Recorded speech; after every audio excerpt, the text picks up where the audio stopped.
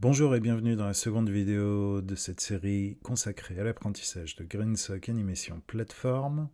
Nous allons voir ici comment réaliser votre première animation à l'aide de cette librairie.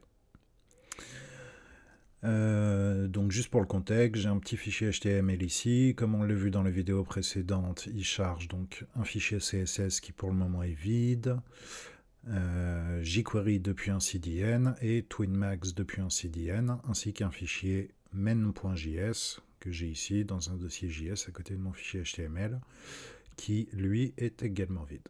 Voilà, tout est vide. Oups, voilà. Ok, alors, il va nous falloir des petites choses à animer, donc comme d'habitude, on va faire des balles. Donc je vais venir créer dans ma page HTML une première balle. Hop.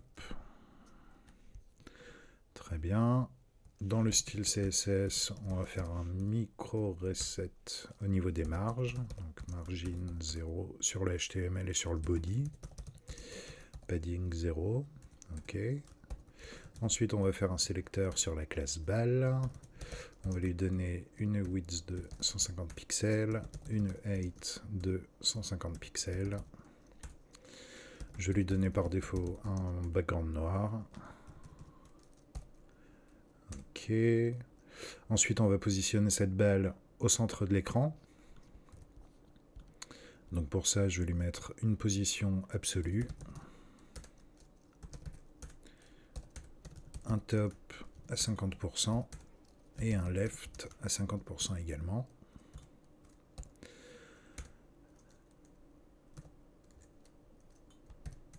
Ok, donc si je regarde ce que ça me donne, j'ai un carré qui n'est pas centré, puisque c'est son coin au gauche qui est à 50% de left et de top, donc c'est le coin au gauche qui est centré. Il faut que je fasse un petit offset un peu vers la gauche et un peu vers le haut pour recentrer tout ça. Donc je vais faire un transform, translate de moins 50% sur X et de moins 50% sur Y.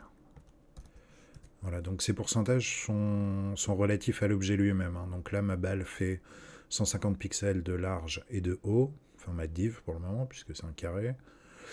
Le translate moins 50% va donc sur X décaler mon objet de 75 pixels vers la gauche, puisque c'est 50% de 150%. Voilà. Si je fais ça, mon carré est bien centré, et étant donné que c'est une balle, on va lui mettre des border radius à 50%. Voilà. Et j'ai donc bien ma balle centrée. Voilà pour le CSS, c'est tout ce qu'on va faire. Maintenant, on va se rendre dans le fichier JS, et on va commencer par écrire un document ready avec jQuery. Ok. Donc fonction anonyme. Voilà. Et là, je vais juste faire un petit console.log de hello. Ok, tout fonctionne bien, j'ai bien mon console.log, c'est cool. Donc voyons maintenant comment animer cette balle. Alors pour faire un twin avec GSAP, on commence donc par écrire GSAP. Et donc GSAP a plusieurs méthodes. La première qu'on va voir là, c'est la méthode .to, qui veut dire à la fin de l'animation, l'objet qu'on aura désigné aura les propriétés qu'on aura rentrées. On verra qu'il en existe d'autres dans la prochaine vidéo. Donc la première chose à faire ici, c'est de sélectionner la balle. Donc je vais faire un sélecteur jQuery sur la classe balle. Voilà, donc je vais mettre des petits espaces, ce sera peut-être un peu plus clair. Donc la méthode .to prend en premier paramètre l'objet à animer. Donc là je me sers de jQuery pour le sélectionner. Ensuite une virgule. On va maintenant rentrer la durée choisie pour l'animation. Donc là, je vais mettre par exemple 3 secondes. Bon, c'est énorme. La plupart des animes qu'on fait, enfin en termes de rollover ou de conteneurs qui s'ouvrent, ça dure généralement moins d'une seconde. Là, je vais mettre 3 secondes, comme ça on a bien le temps de voir. Et ensuite, en troisième paramètre, on va venir mettre un objet JavaScript, et dans cet objet, on va venir écrire les propriétés qu'on souhaite animer et les valeurs qu'on souhaite leur donner à la fin de l'animation, puisqu'on est dans .to. Voilà, donc là je vais par exemple animer sa position sur Y, donc je vais l'animer verticalement. Je suis dans un objet, donc je mets 2 points et non égal. Voilà, et je veux donc que ma balle, qui par défaut est centrée ici au centre de mon navigateur, arrive par exemple en haut. Voilà, donc je vais lui dire décale-toi de 300 pixels. Mettre ça sous forme de chaîne de caractères. Je sauvegarde. Et donc évidemment, si je veux monter, il faut que je mette moins 300 pixels. Voilà. Donc là, l'animation est un peu saccadée. Ça vient du fait que la distance que j'ai à parcourir en 3 secondes est vraiment pas grande. J'ai 300 pixels. Donc ça fait si je suis sur une interpolation linéaire, 100 pixels par seconde. Voilà. Et si je réduis, on aura quelque chose d'un peu mieux. Puis alors, il y a peut-être le fait aussi que je suis en train d'enregistrer en même temps que j'anime. Et donc ça peut jouer un peu sur les performances. Et donc voilà. Voilà la base de GSAP ou de TwinMax. Donc la méthode to permet de dire que cet élément balle, en 1 seconde, va se déplacer de moins 300 pixels sur Y. Et donc ici, on peut jouer avec quasi toutes les propriétés CSS qu'on peut trouver. Là, c'est Y, mais je pourrais jouer par exemple sur top et lui dire à la fin, tu te situes à 0%. Et comme ça, je suis certain que quelle que soit la hauteur de mon navigateur, l'objet sera bien calé en haut. A contrario, si je veux le mettre en bas, je peux mettre 100%. Ça fonctionne aussi.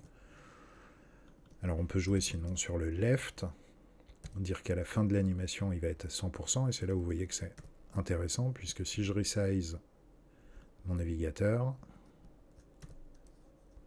j'arrive bien quand même à 100%. La balle continue pas, c'est vraiment 100% du viewport. Voilà, donc on peut mettre une valeur fixe comme ça. On peut aussi calculer directement des valeurs. Par exemple, je peux dire window.innerWidth multiplié par 0.75.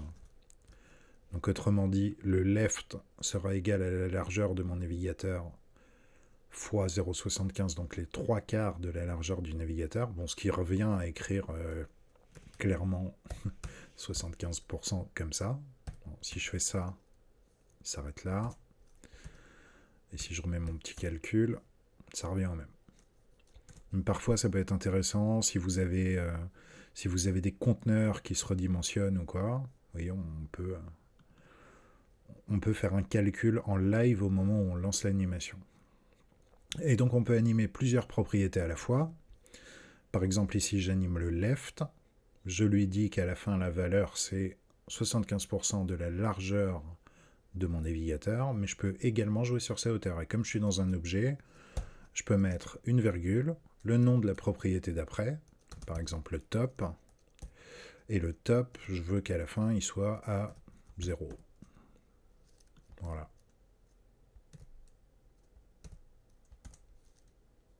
Donc on peut animer comme ça plusieurs propriétés. C'est vraiment un objet JS, donc on met la clé de la propriété qu'on veut animer, la valeur qu'il aura ici à la fin, puisque c'est la méthode to. Je peux aussi jouer sur le border radius.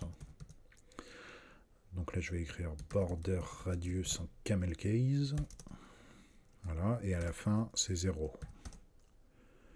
Et comme ça, je passe d'une div qui est ronde. Vous voyez, la propriété CSS se change bien au fur et à mesure de l'animation, pour au final finir sur une div carrée, puisque j'ai plus de border radius.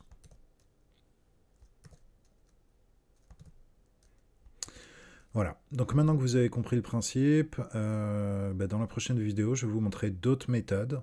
Donc là, on a la méthode .to qui, je le répète, signifie qu'à la fin de l'animation, cet objet aura ces propriétés-là. On va voir qu'il en existe d'autres dans un instant. A tout de suite pour une prochaine vidéo.